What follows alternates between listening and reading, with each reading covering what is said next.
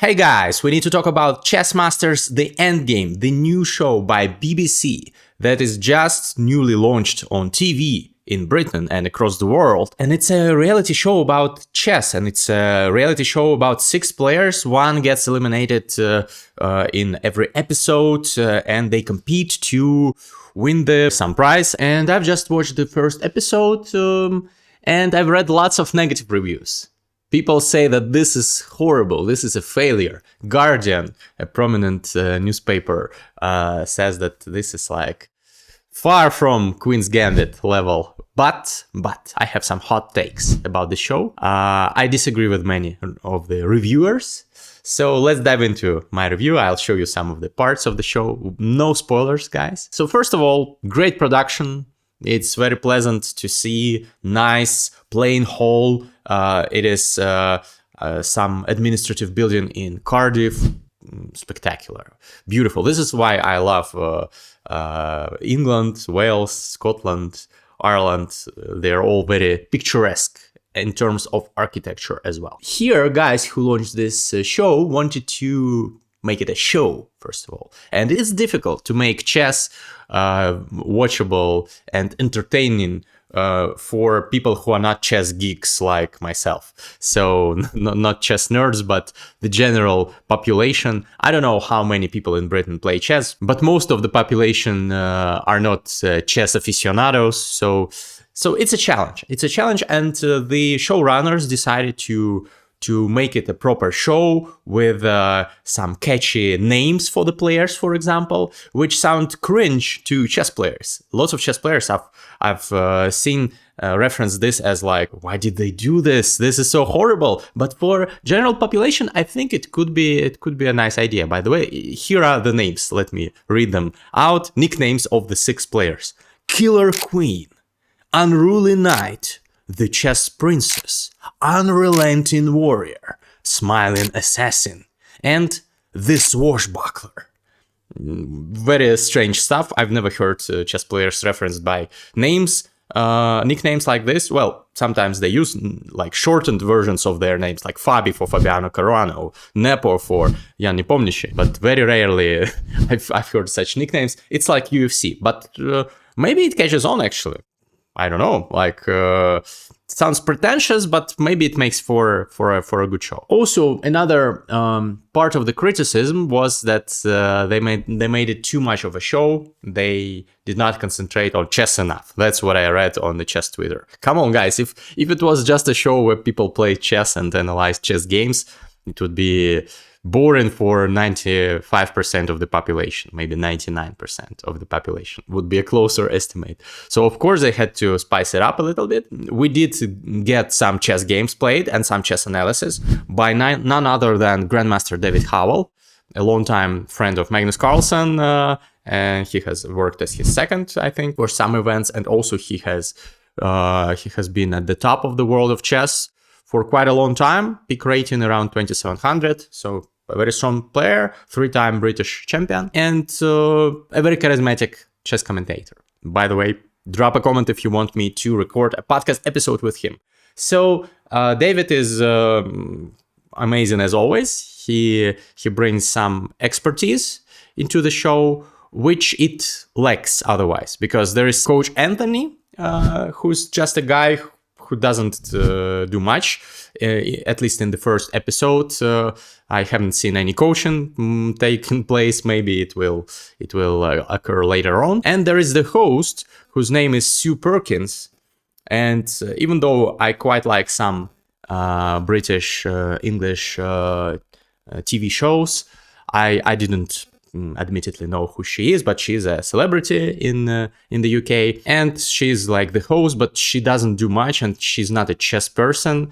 She's not like an expert in chess whatsoever, and maybe this is a move by the showrunners of this program to make people relate with her, because Sue is just a general laywoman in terms of chess, and people watching the show probably could associate themselves with Sue. That's my hypothesis why they just had a host who knows who doesn't know anything about chess, probably. No disrespect intended. So there is some chess analysis, but they try to turn it into a show, and they don't show the whole games.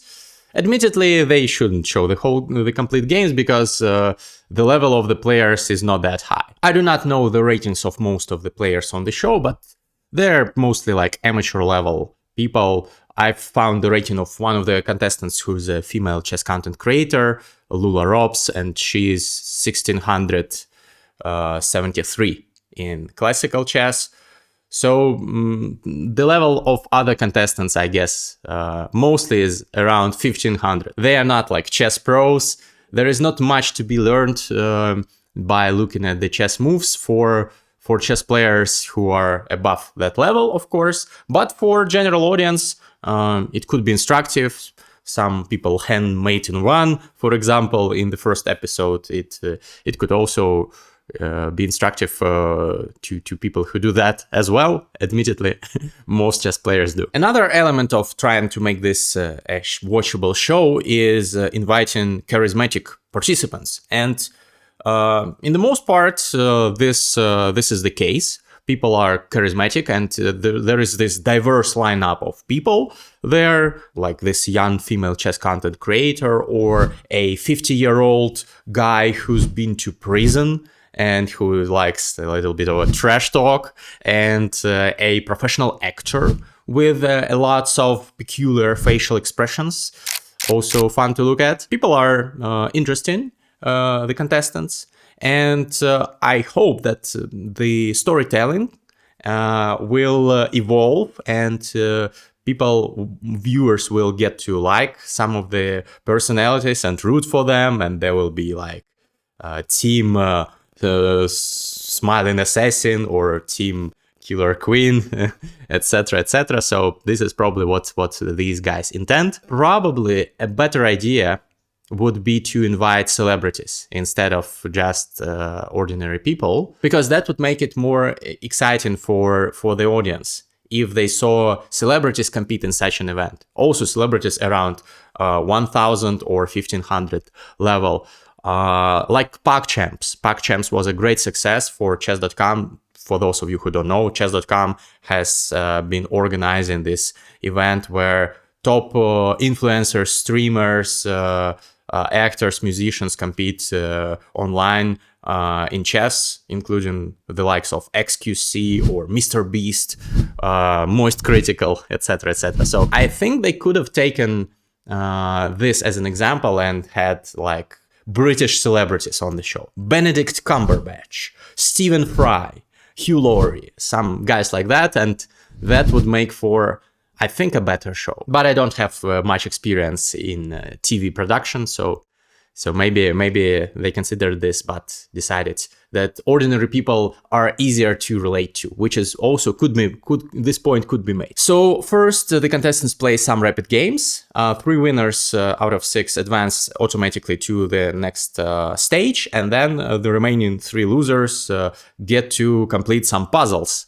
Actually, one puzzle that determines who is eliminated and 2 other people stay. And the puzzle is very weird. Just take a look. The task is to capture all pawns with the bishop making a capture with every move. And there are even no kings on the board. So it's like an elementary level puzzle. Like when I came to the chess club at school, at primary school, when I was like 9 years old, and they gave me such puzzles. That's what happened. I started chess, by the way, kind of late.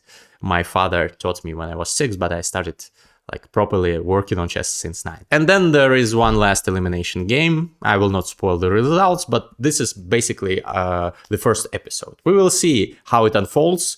I don't agree with most of the criticism from the chess players. Chess players say it's not enough chess here. There should be more chess, more analysis, more hardcore chess. No, guys, this is a TV program for ordinary laymen and lay people. So it should not be too hardcore.